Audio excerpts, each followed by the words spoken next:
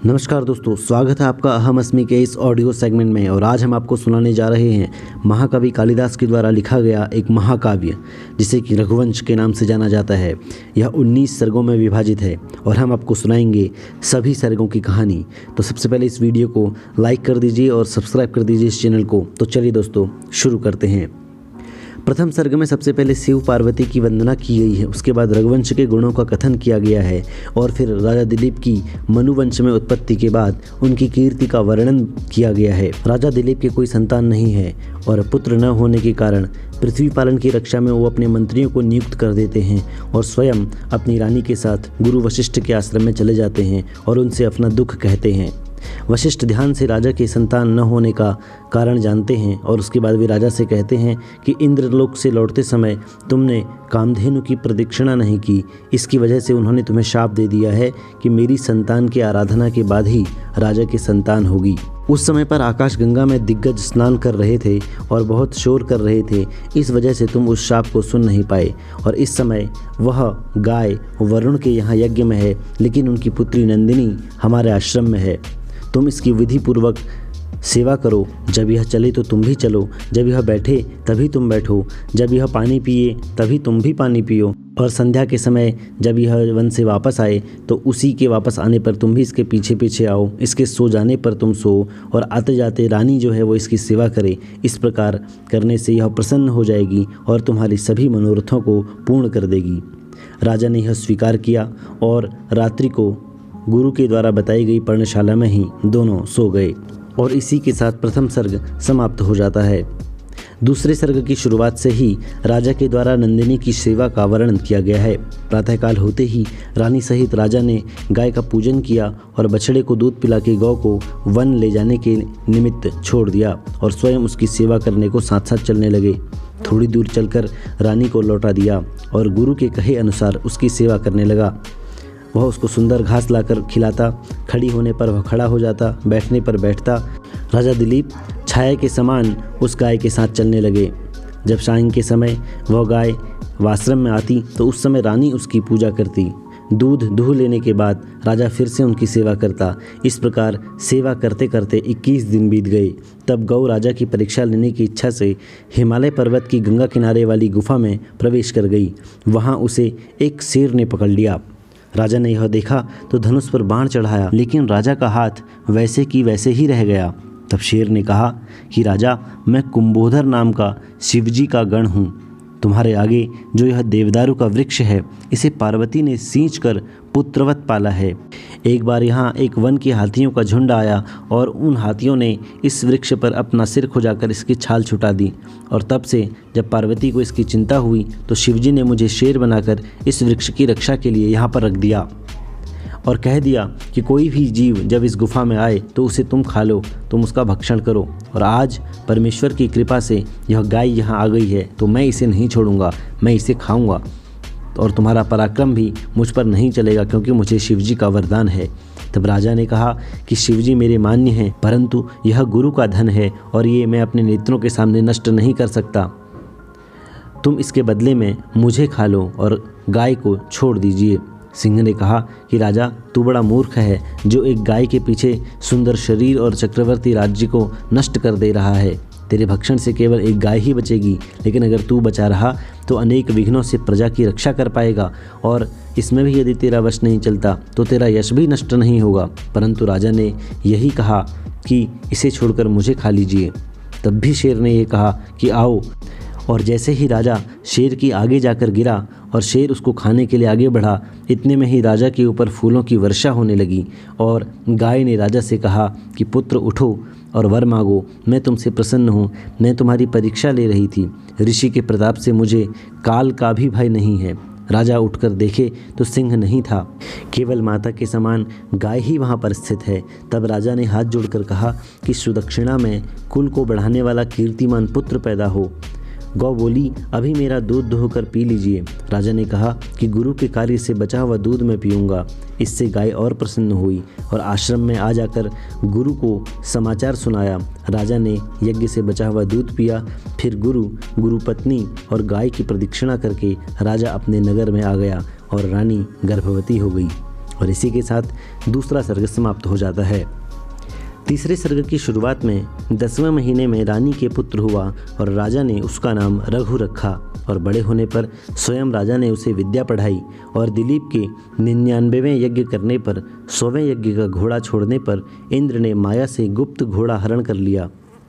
तब नंदिनी के गाय के पसीने के जल को रघु ने आंखों में लगाकर इंद्र को देखा और कहा कि जब तुम ही ऐसा काम करते हो तो फिर श्रेष्ठ मार्ग में कौन चलेगा। इंद्र ने कहा, मैंने 100 यज्ञ किए हैं, मेरे सामने कोई 100 यज्ञ नहीं कर सकता, इससे मैं घोड़ा नहीं दूंगा। इस बात के ऊपर रघु और इंद्र का घोर युद्ध हुआ। तब रघु ने इंद्र के धनुष को तोड़ दिया। इस पर क्रोध कर इंद्र ने रघु के ऊपर वज्र मारा और रघु गिर पड़ा, परंतु पल मात्र में ही उस व्यथा को सहन करके फिर से वह उठ बैठा। और इस पर इंद्र ने प्रसन्न होकर कहा कि मैंने तुम्हारे ऊपर वज्र की चोट की और तुमने इसको सह लिया, इससे घोड़े के सिवाय जो इच्छा हो वो मांग लो। तब रघु ने कहा कि मुझे यही वर दो कि बिना इस घोड़े के भी पिता को 100 यज्ञ का फल प्राप्त हो और यह वृत्तांत तुम्हारा दूत हमारे पिता से कहे। इंद्र ने इसको स्वीकार कर लिया और तब इंद्र स्वर्ग को और रघु अपने स्थान को लौट गया। दिलीप ने पहले ही वृत्तांत सुन लिया था। पुत्र के आने पर वह प्रसन्न हुआ और कुछ दिनों के पश्चात उसे राज्य देकर वह वन को चला गया। चौथे सर्ग में शरद ऋतु में रघु दिग्विजय को गया और पूर्व दिशा को जीत करके सह्य देश और बंग देश को जीता और गंगा के द्वीप में जैतखंब गाड़े कपिशा नदी पार करके कलिंग देश के राजा को जीता। फिर समुद्र के किनारे किनारे दक्षिण में पहुंचा, कावेरी को पार करके मलयागिरी के निकट डेरा डाला और पांडु देश के राजा से मोती भेंट लेकर मलय दरदुर पर्वतों को लांघ कर पश्चिम में आया। केरल देश को जीतकर त्रिकूट पर्वत को देखता पारसीक देश में आकर यवनों को जीता और फिर उत्तर दिशा में जाकर हूण और कंबोजों से भेंट लेकर हिमालय वासियों को लेकर कैलाश से लौटा। लोहित्या नदी उतरकर प्रागज्योतिष और कामरूप देश के राजा से भेंट लेकर के सब दिशा जीतकर अपनी राजधानी में वापस आया और विश्वजीत यज्ञ करके सब ब्राह्मणों को धन दिया। 5वें सर्ग में जिस समय राजा सब धन दान कर चुका था तब कौत्स नाम का एक ब्रह्मचारी वर्तंतु ऋषि का शिष्य और गुरु दक्षिणा की इच्छा से राजा के पास आया। राजा जब मिट्टी के पात्र में अर्घ्य लेकर के उसके निकट आया तब उसने राजा को निर्धन देखकर अन्यत्र जाने की इच्छा की। राजा ने आगमन का कारण पूछा। तब ऋषि ने कहा कि मुझे गुरु दक्षिणा के निमित्त 14 करोड़ अशर्फियाँ चाहिए और तुम्हारे पास कुछ है भी नहीं, इससे मैं अन्य स्थान पर जा रहा हूँ। राजा ने कहा कि 2-3 दिन ठहर जाओ। ब्राह्मण ठहर गया। राजा ने अपने रथ में शस्त्र रखवा दिए और प्रातःकाल कुबेर पर चढ़ाई करने की इच्छा की। प्रातःकाल ही सेवकों ने कहा कि महाराज, रात में आपके कोष में सुवर्ण की वर्षा हुई है। राजा ने कहा कि वह सब धन इस ब्राह्मण को दे दो। ऋषि ने कहा कि मैं गुरु दक्षिणा से अधिक नहीं लूँगा और 14 करोड़ धन लेकर वह चला गया और राजा को उसने आशीर्वाद दिया कि तुम्हें तुमसा ही एक गुणी पुत्र होगा। यह करके वह चला गया। रघु के पुत्र का नाम अज हुआ और बड़े होने पर विदर्भ देश के राजा ने उसे अपनी बहन के स्वयंवर में बुलाया। वह अज सेना सहित वहां चला। मार्ग में नर्मदा नदी के तट पर उसने डेरा डाला और वहां से नदी से एक हाथी निकला, जिसे देखकर सभी सेना डर गई।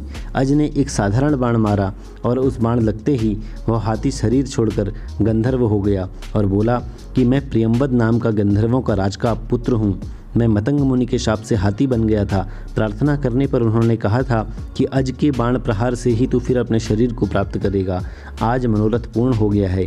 इसके बदले में अपना सम्मोहन नाम का अस्त्र देता हूँ। इसके प्रयोग से शत्रुओं की हिंसा बिना ही जीत हो जाती है।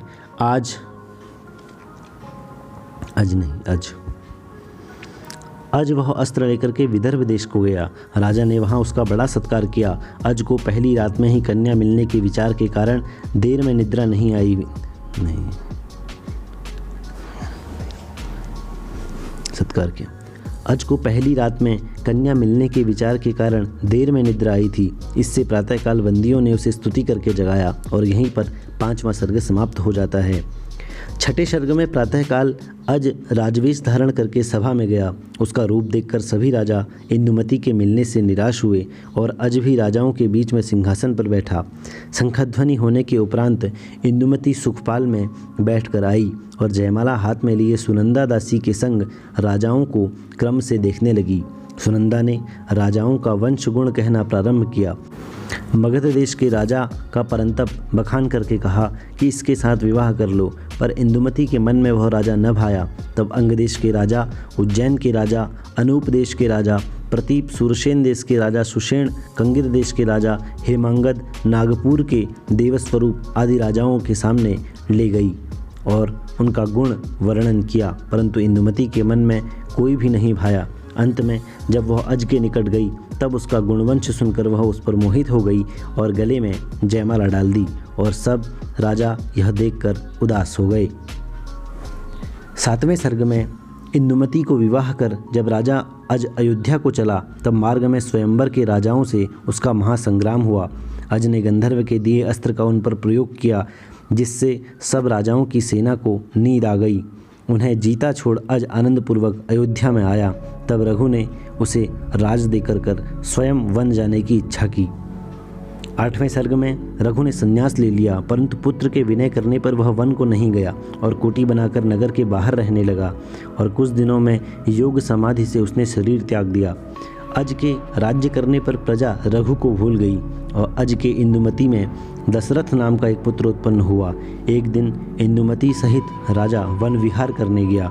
उसी समय गोकर्ण नाथ जी को वीणा सुनाने निमित्त नारद जी आकाश मार्ग में जा रहे थे कि पवन लगने से उनकी वीणा के ऊपर से फूलों की माला उड़कर इंदुमती के हृदय पर गिर गई और रानी उसके लगते ही मर गई। राजा ने महाविलाप किया। जब उसके मृतकर्म हो चुकने के बाद भी राजा के शोक की शांति नहीं हुई, तब वशिष्ठ जी का शिष्य आकर राजा को समझाने लगा और कहा कि गुरुजी ने कहा है कि आगे तृणबिंदु राम के राजा ने बड़ा जप किया था। उसके तप से संकित होकर इंद्र ने हरिणी नाम की अप्सरा को उसका तप भंग करने को भेजा था। राजा ने उस अवसर की चेष्टा को जानकर उसे शाप दे दिया कि तू मानुषी हो। तब वो अप्सरा चरणों में गिरकर प्रार्थना करने लगी कि भगवान मैं पराधीन हूँ, आप मेरा अपराध क्षमा कर दीजिए, मुझे शाप से मुक्त कर दीजिए। तब राजऋषि ने कहा कि जब स्वर्ग के पुष्प का स्पर्श करेगी तब वह अपने स्थान पर आ जाएगी। तो उसी अप्सरा ने विदर्भ देश में आकर जन्म लिया और वह तुम्हारी रानी हुई और आज स्वर्ग का स्पर्श करके अपने स्थान को चली गई।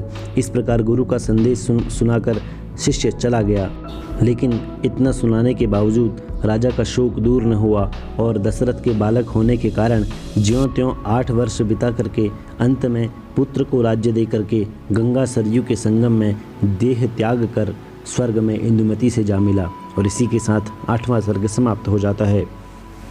9वें सर्ग में राजा दशरथ ने उत्तम प्रकार से प्रजा की पालना की और कौशल्या, सुमित्रा, कैकेयी से विवाह करके अनेक प्रकार का विहार किया। एक समय राजा मृगया को गया। रात में तमसा नदी के किनारे उसे हाथी के जल पीने का शब्द सुनाई दिया। राजा ने शब्दवेदी बाण छोड़ा। जो ही वह बाण लगा त्यों ही हाय पिता यह शब्द सुनाई पड़ा। तो देखा कि एक तपस्वी कुमार के बाण लगा हुआ है। पूछने पर उस तपस्वी ने कहा कि मैं कर्ण जाति तपस्वी का पुत्र हूँ, अंधे माता पिता के निमित्त जल लेने आया था, मुझे माता पिता के निकट पहुँचा दो। राजा ने पहुँचा दिया और अपना वृत्तांत उनसे कहा। ज्यों ही कुमार की छाती से बाण निकाला कि वह तत्काल मर गया। अंधे माता पिता ने काठ मंगाया, चिता बनाई और अपना शरीर त्यागते समय राजा को शाप दिया कि जिस प्रकार हम पुत्र वियोग में शरीर त्याग रहे हैं, इसी प्रकार तू भी मृत्यु को प्राप्त होगा। और राजा उदास होकर राजधानी में आ गया। 10वें सर्ग में कहा गया है कि वृद्धावस्था प्राप्त होने पर भी दशरथ के संतान नहीं हुई। तब श्रृंगी ऋषि को बुलाए जाने पर राजा ने पुत्रेष्टि यज्ञ किया। इसी समय विष्णु के निकट रावण से दुख पाए हुए देवता प्रार्थना करने लगे कि भगवान आप इस दुष्ट रावण को मारकर हमारा दुख दूर करो। भगवान ने कहा कि मैं दशरथ के यहाँ जन्म लूँगा, तुम भय मत करो। यहाँ पर वार्ता हो रही थी कि इसी समय दशरथ के यज्ञ में अग्निदेवता खीर लेकर प्रकट हुए और कहा कि यह रानियों में बांट दो। राजा ने आधा भाग कौशल्या को, आधा भाग कैकेयी को और शेष चौथाई के 2 भाग करके कैकेयी कौशल्या के हाथ में देकर सुमित्रा को दिलाया। 10वें महीने कौशल्या से रामचंद्र, कैकेयी से भरत और सुमित्रा के लक्ष्मण और शत्रुघ्न नाम के पुत्र हुए। 11वें सर्ग में वर्णन है कि यज्ञ की रक्षा के निमित्त विश्वामित्र ने कुमार राम और लक्ष्मण को मांग लिया और अपने स्थान को ले चले। मार्ग में रामचंद्र ने ताड़का का वध किया। आगे चलकर ऋषि ने उन्हें बला और अतिबला नाम की विद्या सिखाई। पीछे आश्रम में जाकर ऋषि ने यज्ञ किया। वहाँ रामचंद्र ने सुबाहु का प्राण संहार करके मारीच को सागर पार फेंक दिया। यज्ञ पूर्ण होने पर जनक जी के यहाँ से बुलावा आया। विश्वामित्र जी ऋषि और राम लक्ष्मण को लेकर के जनकपुर चले। मार्ग में गौतम की स्त्री अहिल्या जो शाप से सिला हो गई थी, उन्हें तार कर वे जनकपुर गए और वहाँ राजाओं से न उठ पाया गया धनुष रामचंद्र ने उठाकर तोड़ दिया। जनक ने प्रसन्न होकर के अयोध्या से दशरथ को बुलाया और राम के संग सीता, लक्ष्मण के संग उर्मिला और भरत शत्रुघ्न का विवाह जनक जी की भतीजी कुशध्वज की कन्या मांडवी और श्रुतिकीर्ति के साथ हुआ। जब दशरथ अयोध्या को चले तो मार्ग में परशुराम ने उन्हें रोक लिया। तब राम ने उनके धनुष को चढ़ाकर उनका तेज हरण किया और स्वर्ग की प्राप्ति भी रोक दी। 12वें सर्ग में रामचंद्र के युवा होने पर दशरथ ने राम को युवराज देने की इच्छा की। उस समय कैकेयी ने राजा से 2 वरदान मांगे, एक से रामचंद्र को वनवास और दूसरे से भरत को राज्य। सीता लक्ष्मण के साथ राम को 14 वर्ष का वनवास हुआ। यहाँ राम के वियोग में राजा दशरथ ने शरीर त्याग किया। तब वशिष्ठ जी ने भरत को ननिहाल से बुलवाया। उन्होंने आकर राजा की मृतक क्रिया की और राजपाट को स्वीकार न करके वे रामचंद्र को मनाने चित्रकूट पर गए। राम ने अपनी पादुका देकर भरत को लौटा दिया। वे खड़ाऊं गद्दी पर रखकर नंदीग्राम में तप करने लगे।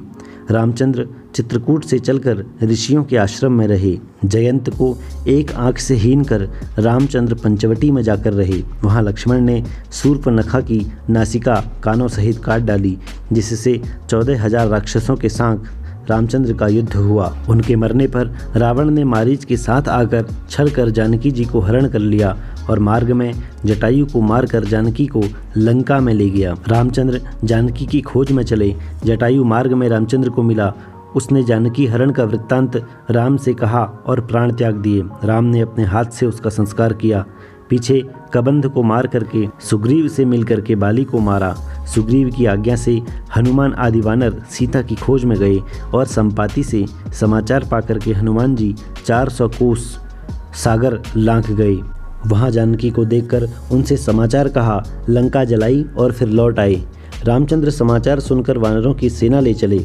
समुद्र के उस पार ही रामचंद्र से विभीषण आ मिला। उसके बाद सागर का पुल बांध करके उतर करके वानर राक्षसों का घोर संग्राम हुआ। मेघनाथ कुंभकर्ण ने महायुद्ध किया।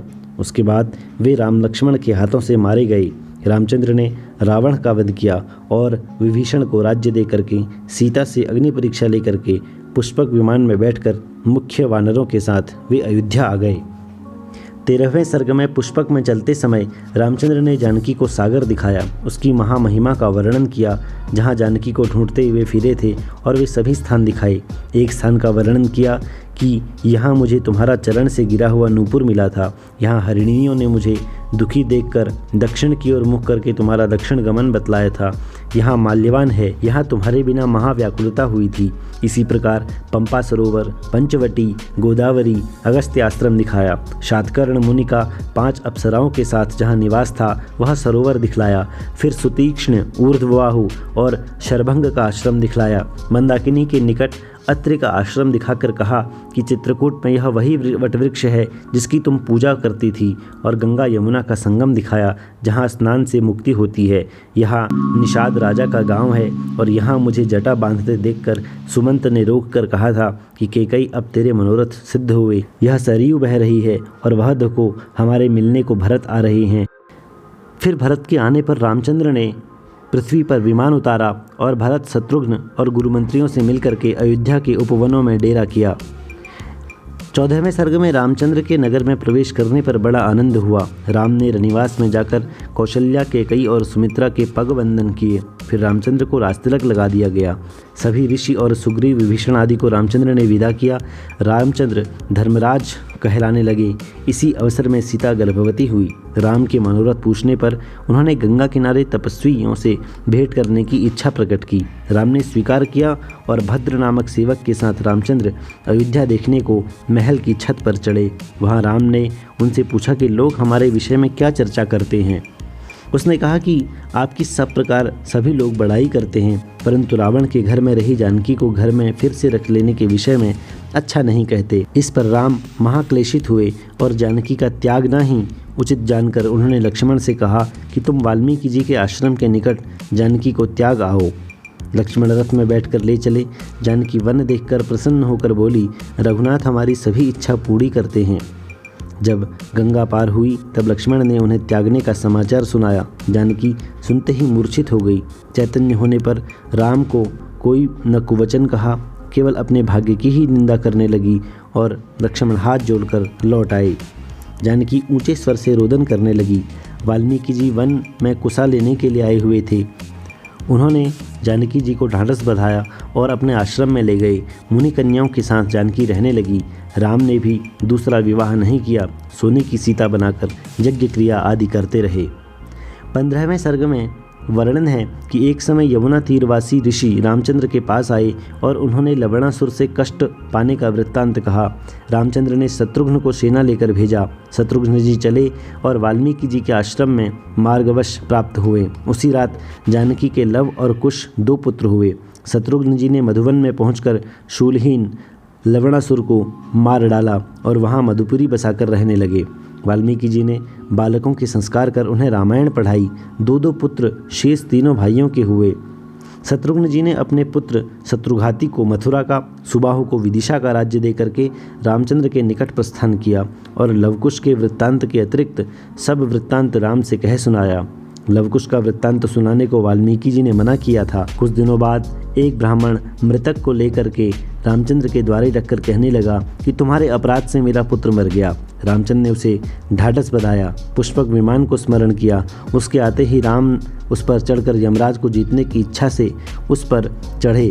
तभी एक गूढ़ वाणी हुई कि हे राजन, तुम्हारे राज्य में कुछ धर्म में विपरीतता हुई है, उसे खोजकर कृतकार्य करने होंगे। रामचंद्र ढूंढने लगे।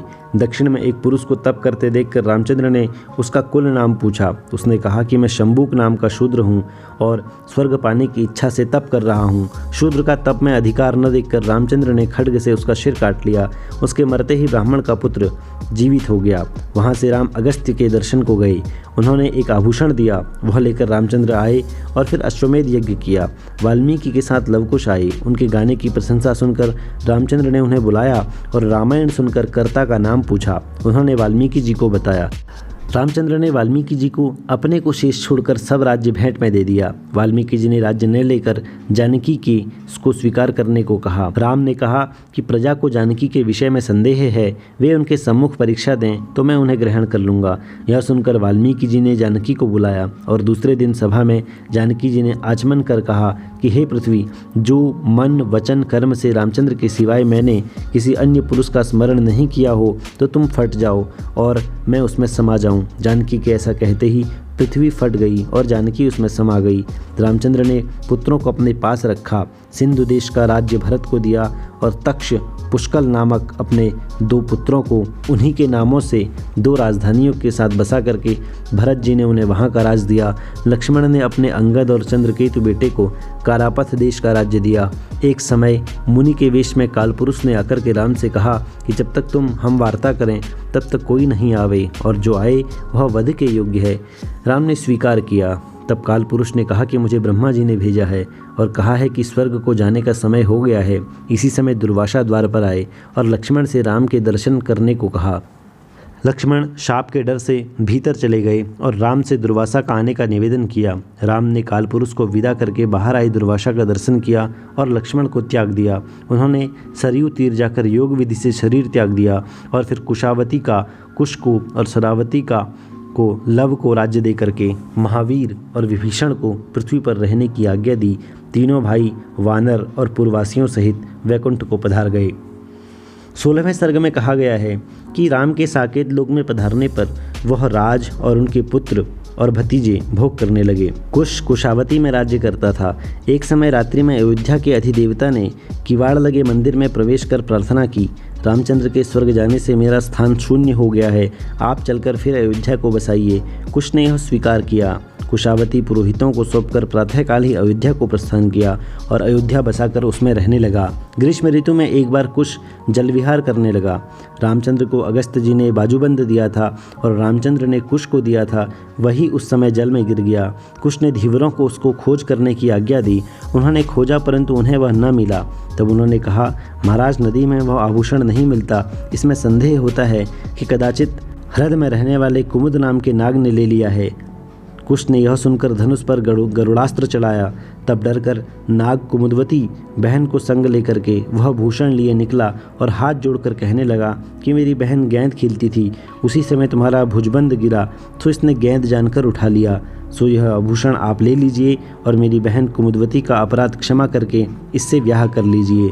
कुश ने यह वचन सुनकर भूषण लेकर के नाग कन्या से विवाह कर लिया। और यहीं पर 16वां सर्ग समाप्त हो जाता है।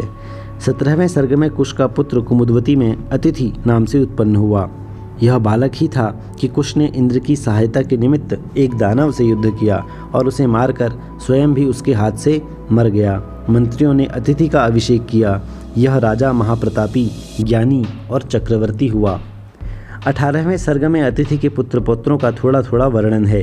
अतिथि का पुत्र निषद हुआ, उसको राज दे करके अतिथि वन को गया। निषद का पुत्र नल हुआ, उसका नभ और फिर उसका पुंडरीक, उसका क्षेमधनवा, क्षेमधनवा का देवानीप, देवानीप का अहिनगु, अहिनगु का परियात्र, परियात्र का शिल और शिल का उन्नाभ, उन्नाभ का वज्रनाभ, वज्रनाभ का शंखन, शंखन का व्युत्पितास्व और उसका विश्वसह, विश्वसह का हिरण्यनाभ, हिरण्यनाभ का कौशल्य, कौशल्य का ब्रह्मिष्ठ, ब्रह्मिष्ठ का पुष्प और पुष्प का ध्रुवसंधि नाम का पुत्र हुआ। यह ध्रुवसंधि जब आखेट को गया तो वहाँ सिंह से मारा गया। मंत्रियों ने इसके बेटे सुदर्शन को गद्दी पर बैठाया और यह राजा बड़ा प्रतापी राजा हुआ। 19वें जो कि इसका अंतिम सर्ग है, इसमें वर्णन है कि अपने पुत्र अग्निवर्ण को राज्य देकर के सुदर्शन नैमिषारण्य में तप करने चला गया। अग्निवर्ण महाकामी राजा हुआ, दिन रात स्त्रियों के संग विहार करता रहा, राजकाज भूल गया। मंत्रियों के कहने से कभी प्रजा को दर्शन देता भी तो बाहर खिड़की से अपने चरण लटका देता। अंत में बहुत विषय भोग करने से वह क्षय रोगी हुआ और मर गया। तब मंत्रियों ने उसकी गर्भवती पटरानी को राज्य पर बिठाया और वह यथा योग्य राज करने लगी। और इसी के साथ रघुवंश नाम का यह महाकाव्य समाप्त होता है। तो दोस्तों, अगर ये कहानी आपको पसंद आई तो ज़रूर शेयर कीजिए इस वीडियो को, सब्सक्राइब कीजिए इस चैनल को और लाइक कीजिए इस वीडियोज़ को। कमेंट के माध्यम से हमें बताइए कि आपको ये कहानी कैसे लगी। मिलते हैं नेक्स्ट वीडियो में। नमस्कार, धन्यवाद।